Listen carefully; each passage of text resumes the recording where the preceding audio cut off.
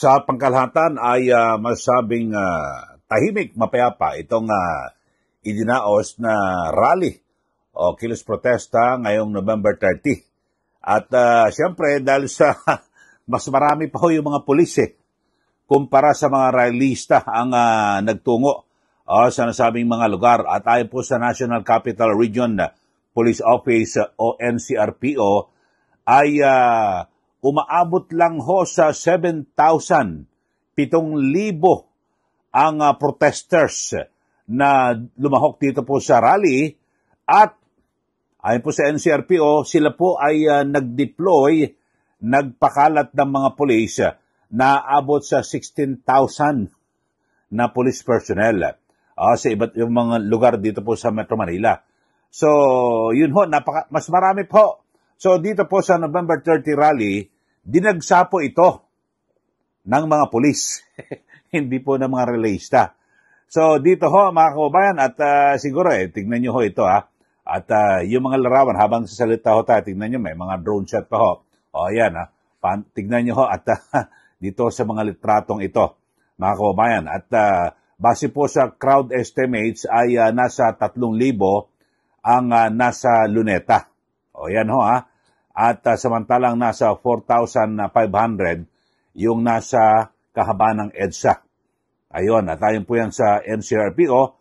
So, hindi naman daw po overkill. Ito hong 16,000 police forces para po sa 7,000, 7,000 na protesters. Mas marami pa ho mga pulis So, malayo ho ito kung ikukumpara ho dito sa nakaarang peace rally ng Iglesia ni Cristo na ang pagtataya ay, ang estimate ay nasa 500,000 hanggang 650,000 na mga rallyista o dumalo diyan po sa rally. At kung ating ikukumpara mga kababayan, ating isinaliksik, yung yung kabuuan na miyembro po ng Philippine National Police as of 2025 ay nasa 228,000 personnel. So, kahit na lahat po sila lumabas, hindi po nila kayang malangpasan yung dumalo sa peace rally ng Iglesia ni Cristo noong November 16 at 17. Pero sabi po ng NCRPO, hindi naman daw po overkill. Yun ho, mga kababayan. At ayon din ho kay DILG Secretary John B. Cremulya, mas maganda na raw po yung na talagang preparado raw po ang Philippine National Police kaysa bigla silang mabulaga. At meron daw po silang mga nakalap na mga impormasyon o banta na maaring magkaroon po ng kaguluhan. Panoorin po natin ito hong pahayag ni DILG Secretary John B. Cremulya. Maximum crowd size was mga 2,000 lang siguro. Parang hindi naman sila organized masyado, hindi ka naman September 21. Nag-disperse na sila papuntang FEU So, hindi naman kami bababa ng guard, tuloy lang masita namin dito. Pero so far, under control naman lahat. Meron bang info? Meron, lagi naman mayroon info na ganyan. Pero hindi mo naman nandiyan siya na kung nangyayari talaga. Pero nilareklamo nila na bakit masyado overkill yung ginawa niyong security. Buti na ang over-prepared ka sa under-prepared. Ang seguridad ng bansa kasi binabantayan natin dito. Hindi naman isang tao, hindi naman isang building, pero buong bansa to. Basta payagan natin na anarchy ang dito. So far, wala naman po arrested. Wala naman po arrested. Wala naman. Meron lang under questioning. Kasi parang fake ang media credentials. So, under questioning na naman. Dito naman sila. Yan po ang pahayag ni DILG Secretary John B. Cremulya at na kung saan ay yun ho kasi ang sabi niya ho ay hindi naman overkill at least gusto lang po nila makatiyak na talagang mas magiging mapayapa po yung isasagawang rally. At ayon po sa kanya ay mukhang mas malaki ho at organisado noong September 21 kumpara ngayon.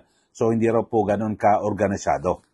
So pero dito akala ho natin, 'di ba, dapat sa ikalawang pagkakataon mas malakas at talagang, di ba, nagsama-sama ho yung simbahang Katolika, yung mga progresibo, mga kaliwa, komunista, dilawan, pinklawan.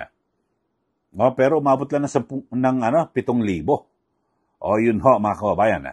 At pero dito ho ay at least ang importante ho rito ay naibigay din ho nila, no, yung mensahe sa gobyerno at na kung saan ay siyempre ay sabihin natin na sumasalamin ito sa sentimiento ng nakararaming tao na kung saan ay 'di ba talagang narindi ho dito sa nabunyag na malawakang korupsyon sa Marcos Jr. administration na kung saan ay isa po rito yung pinag-ugatan yung mga proyektong pang-infrastruktura, ito hong flood control projects. Yun ho. At pero pinaka-importante ho rito at bagamat kakaunti ho sila naging mapayapa. Pero ang masaklap lang ho rito mga kababayan parang talagang mas marami pa ho yung mga pulis ang ipinakalat 16,000 para lang po sa 7,000 mga protesters. Yun ho. Pero sabi raw, hindi overkill. Kaya ho, ano masasabi nyo rito? At may binabanggit ho, no, ang Philippine National Police. Samantala, ito ho, meron ding talumpati sa nasabing pagtitipon. Ito pong si Akbayan Party List Representative Chel Jokno, na kung saan ay kanyang binabatikos yung nakaraang Duterte administration at ganyan din po itong kasalukuyang administrasyon ni Pangulong Marcos Jr.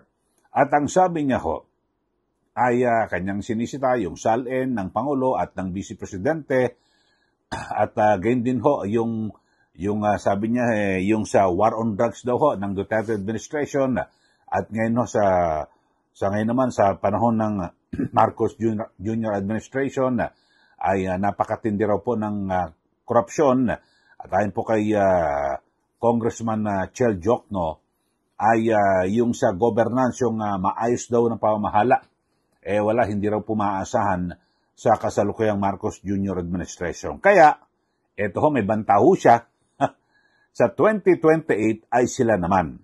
Ito, panoorin ho natin. Itong si Congressman Chel Jokno. Nung war on drugs ni Duterte, may utang kayo na hustisya sa lahat ng biktima ng war on drugs. At meron pa kayong utang sa lahat ng kinurakot nyo nung kayo ang nakaupo sa Malacanang. Ito naman, kampo ni BBM, napakalaki din ang utang nila sa atin. Ghost project, substandard project, kung ano-anong klaseng project na puro korupsyon na lang. Babayaran ninyo yan. Pero meron pa isa. Utang sa tamang pamamahala. Pero alam nyo mga kasama, palagay ko, hindi nila kayang bayaran yan Kasi hindi naman sila marunong mag-good governance. Kaya tayo na sa 2028 ang magpapalit sa kanila. Tama ba? Yan po, no? At inyo pong napakinggan, sabi niya, sa 2028, kami naman.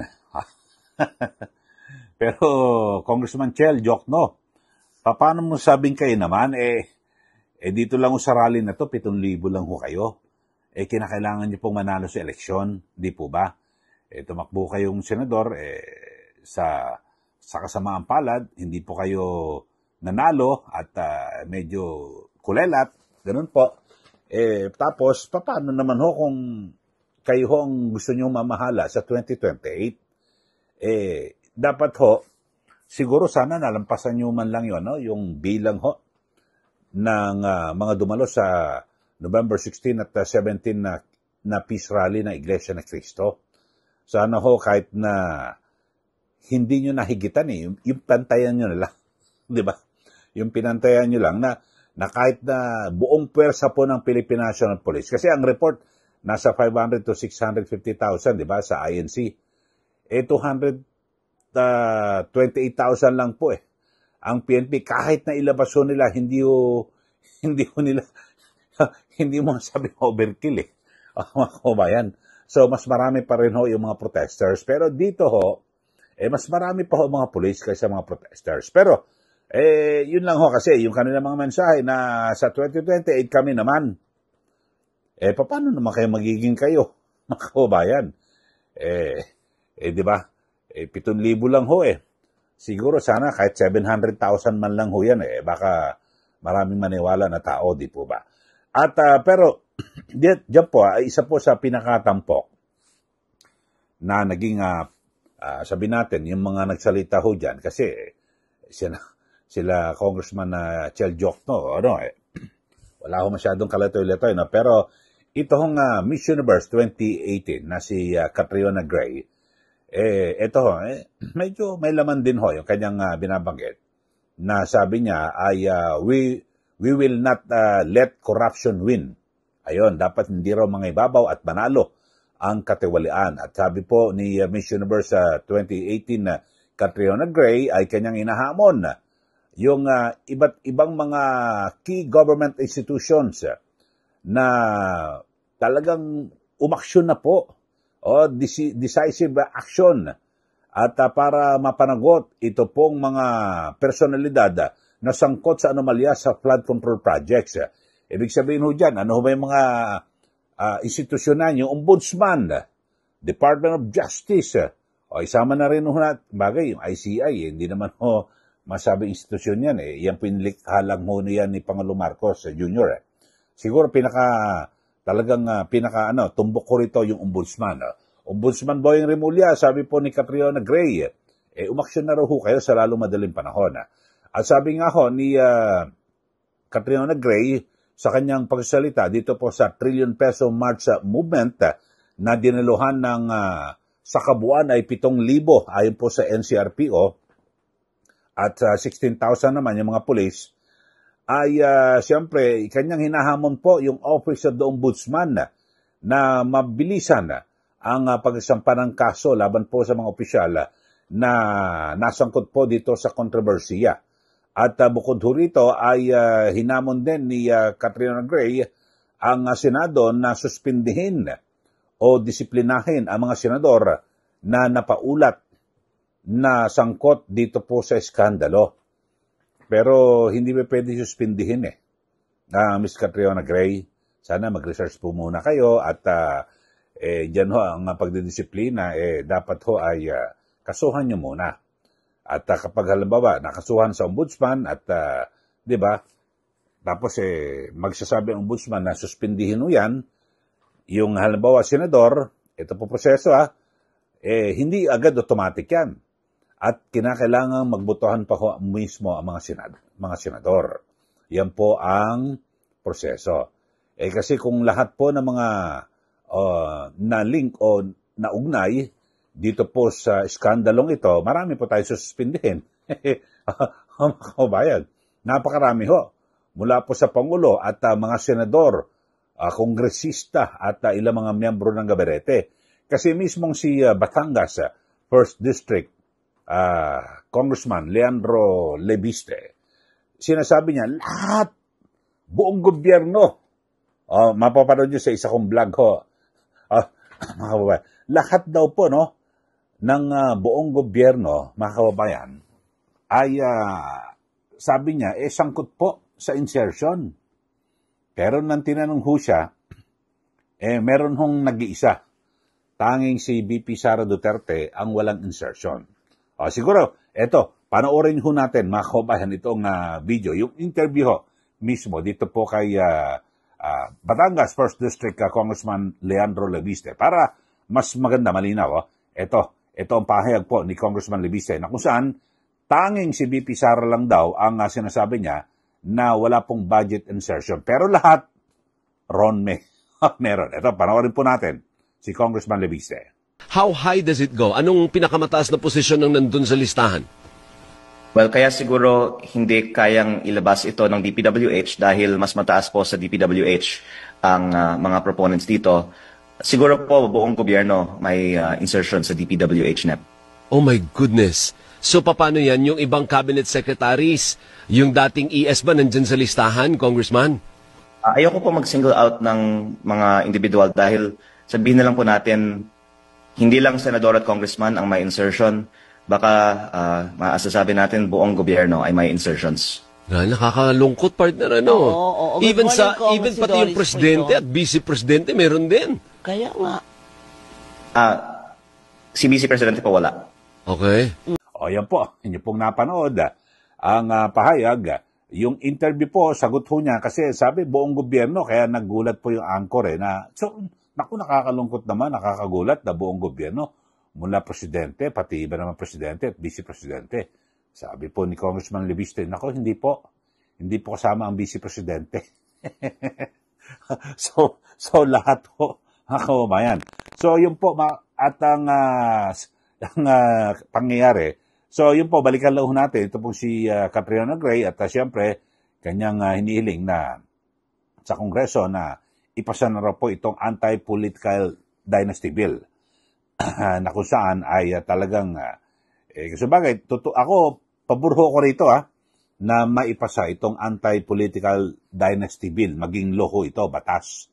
May enabling law na ho, kinakailangan na lang ng batas sa Kongreso, mga kababayan. So, dapat lang naman ho. At talagang isa po ito sa pinag-uugatan po ng korupsyon dito po sa ating bansa, di po ba? Kasi pag halimbawa sa isang lugar ho, na ang tatay, gobernador, vice governor, yung anak, tapos yung iba pang anak, mayor, yung iba pang anak, congressman, yung sa ibang distrito, yung asawa, lahat-lahat ho sila, tapos pag may gumawa ng anomalya, sino ang sisita? Sila ho yan So, doon po nag-uugat ang korupsyon. Di po ba? So, pinakamainom mo talaga na maipasa ako, kaisa ho ako rito, na dapat ho maipasa itong anti-political dynasty bill na ito na sana po ay maging batas. So, yan po. Kayo po, ano masasabi nyo rito sa ginanap na trillion peso March rally na kung saan ay, base po ito sa NCRP ako, hindi naman ako, binabanggit ko lang naman ho ito, na kung saan ay 7,000, tapos 16,000 naman yung police. O sabi nga, overkill O yun ho sana mas pinarami po ho, 7,000, sana 700,000 man lang, di po ba? Tapos, paano ho yan? Kung sa 2028, gusto nyo, sabi ni Congressman Chel Jokno, gusto raw nilang pamunuan ng bansa para maibigay yung good governance, yung tama at maayos sa pamamahala ng gobyerno. Sana ho, kahit na mga 700,000, maglabas po kayo ng mga protesters para yan po ang magiging senyales na pwedeng abutin ang inyong pangarap sa 2028. Okay, so sa mga viewers natin dito po sa ating channel, ano po ang inyong komentaryo? Sige, mag-message na po kayo. At sa mga bago lang po sa ating channel, mag-subscribe na po kayo para kayo po lagi updated dito po sa mga issue na ating tinatalakay. Maraming salamat muli. Ito po si Ka Eli. Magandang araw po sa ating lahat.